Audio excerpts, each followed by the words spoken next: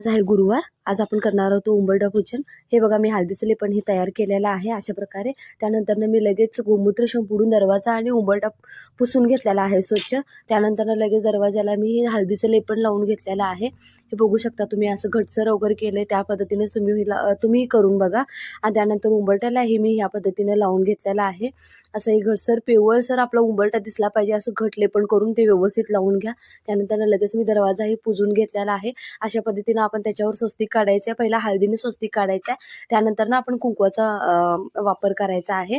मी करते त्या पद्धतीने करून बघा एकदा नक्की नक्की. ताई घरात खूप समाधान आणि समृद्धी नांदते. हे काही खोटं नाहीये, खरोखरच आपल्या स्वामींची प्रचिती इतकी आहेच. हे करून नक्की बघा. त्यानंतर मी उंबरठाही चांगला व्यवस्थित पुजून घेतलेला आहे. बघू शकता तुम्ही. हे बघा, हे अशी पूजन केलेलं आहे मी आजचं. आणि आपण आरती ज्यावेळी ओवाळतो घरामध्ये त्यावेळी आपण एक तमालपत्र आणि त्यावर एक कापूर ठेवून त्या तमालपत्र आणि कापराची धुरी पूर्ण घरभर आपल्याला पसरवायला पाहिजे.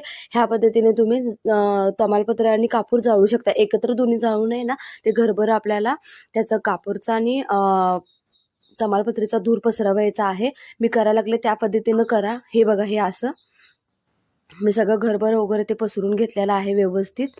मुलांचा छोट्या मुलाचा अभ्यास चालू आहे. त्यानंतर मी बाहेरून उंबरठ्याला सुद्धा ते धुरी दिलेली आहे. त्यानंतर मी नमस्कार करून पुन्हा आत घरात गेलेलं आहे, कारण मला सारामृतचं पुस्तक वाचायचं होतं. आणि बाहेरचं वगैरे आवरून मी मग आतमध्ये येत असते पूजा वगैरे आवरायला, पुस्तक वाचायला. त्यानंतर मी महाराजांचं ताट तयार केलेलं आहे, नैवेद्याचं ताट. बघू शकता तुम्ही, हे आहे सारामृतचं पुस्तक.